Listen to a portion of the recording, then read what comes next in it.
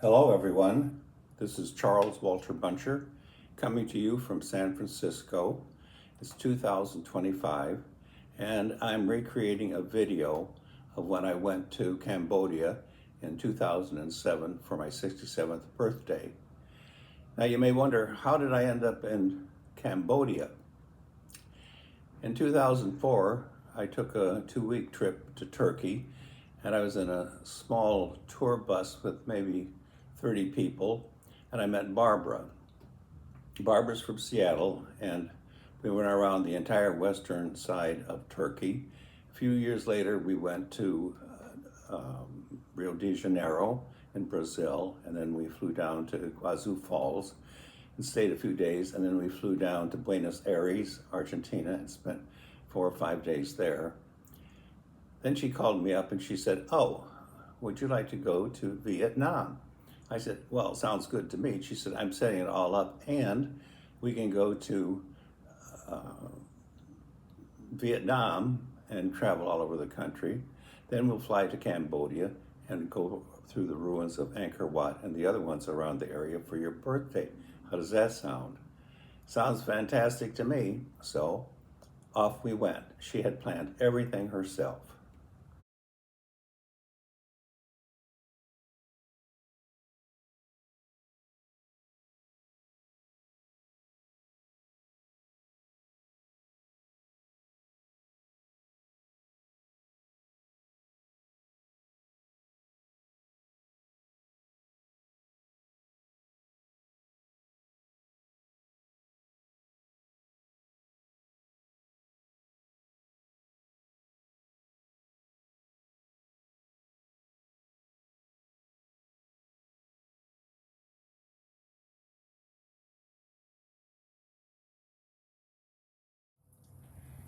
Now, it was quite a plane ride just to get there. She flew from Seattle, I flew from San Francisco, and we landed in Taiwan.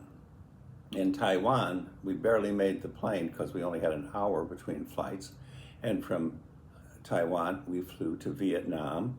We went to Hanoi first in the north and spent a few days there. Then we flew to Hoi An in the center of the country, hired a man with a car and went to the jungle, which most people don't do. Then we flew to Ho Chi Minh and spent 4 or 5 days down there. And we even ended up on the Mekong River for a 4-hour cruise. And then we flew off to Siem Reap in northwestern Cambodia and the ruins.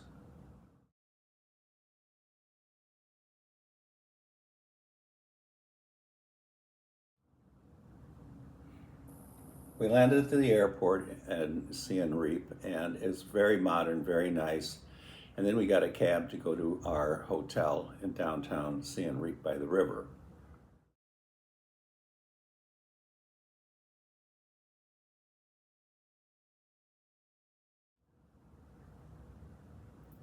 We were surprised because the country is poor, but the entire road from the airport to downtown is covered with these huge, expensive hotels.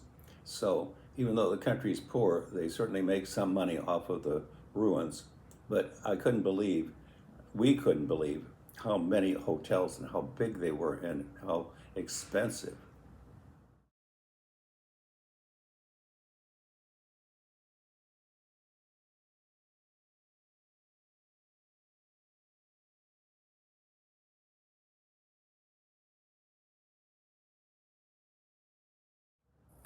We got to our hotel, and we had a wonderful hotel.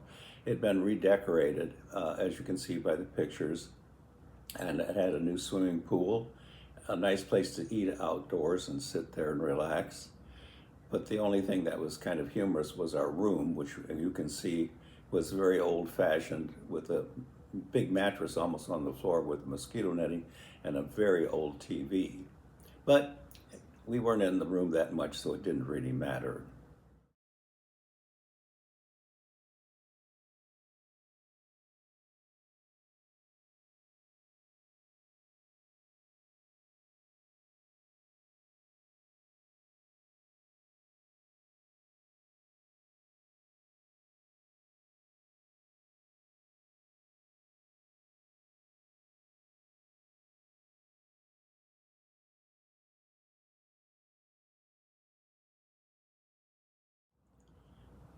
Next to the hotel we were in was interesting.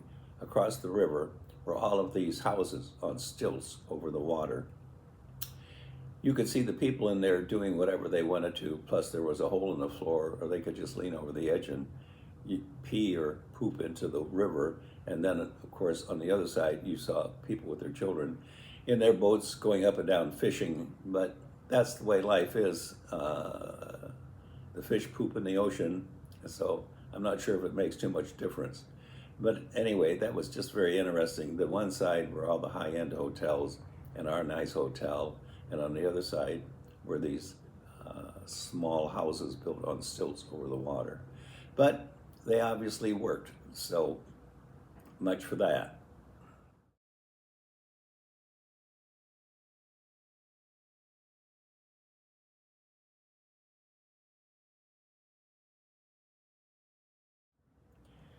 The next day, we got up early because we thought we'd beat everybody to the ruins. And we were going to get a cab or a taxi or something. And a man came by, Mr. Lim, and he had a motorized bike with a little 2 seats in the back of it. And he said, "Get on, I'll take you to Angkor Wat." And we said, "Well, the two of us are like 400 pounds. And he said, "Oh, don't worry, the bike will take you." So we get on the bike and it all squished down. And off we went. And he pulled up and he said, "Okay, I'll tell you, you have to go to that booth and you have to pay so much, and then you get your tickets for 3 days and stuff." And he said, "I hope you have a good time." And he was so nice, and we gave him a nice tip, and off we went. And off we went to this booth to get our pass.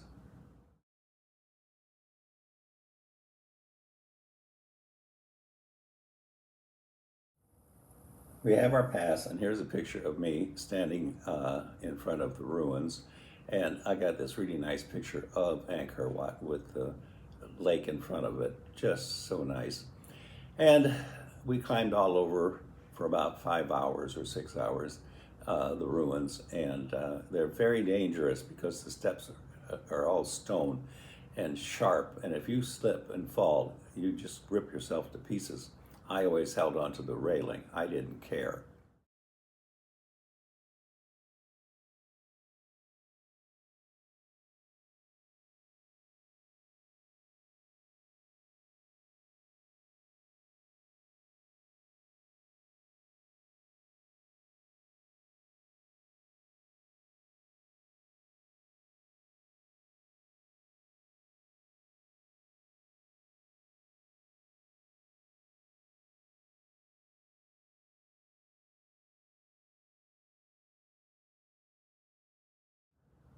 And as you can see, we had wonderful pictures of the dancers and the singers and the men who were postulates and with the orange outfits.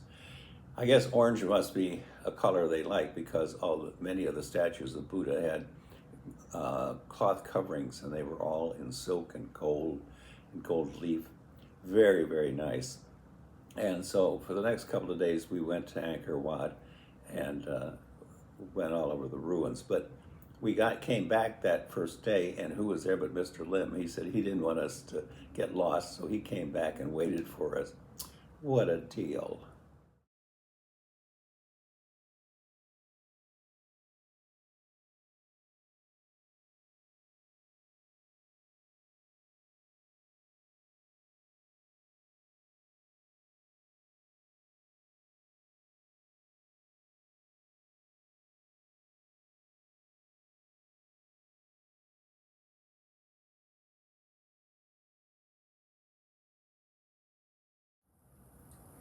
Then it was time for my birthday, and I'm not sure if I remember correctly, but Barbara doesn't drink, and she said she was going to take me downtown and go to a special restaurant and also buy me a cocktail. A cocktail, wow.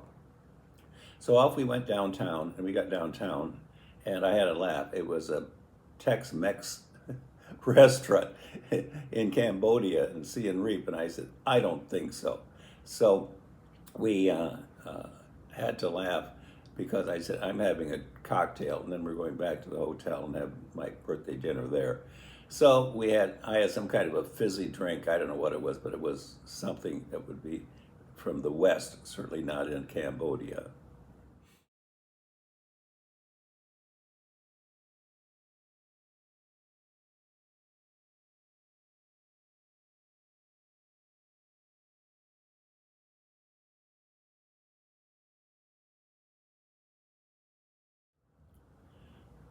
After a couple of days at Angkor Wat, we went out and hired a driver with a car, and he had a friend that rode with him.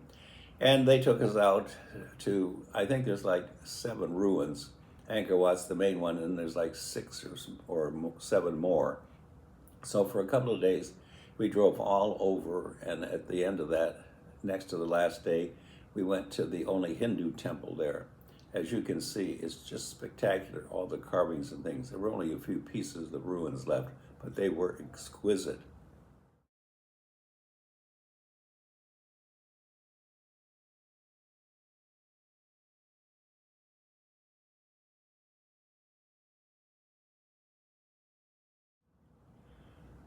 The last day, we decided to hire the driver, and we just drove all around the countryside. And as you can see, we got to see the houses they lived in, and the fruit stands and vegetable stands, and the cattle in the yards, and all that sort of stuff. And that was a wonderful way to see the countryside rather than the big city.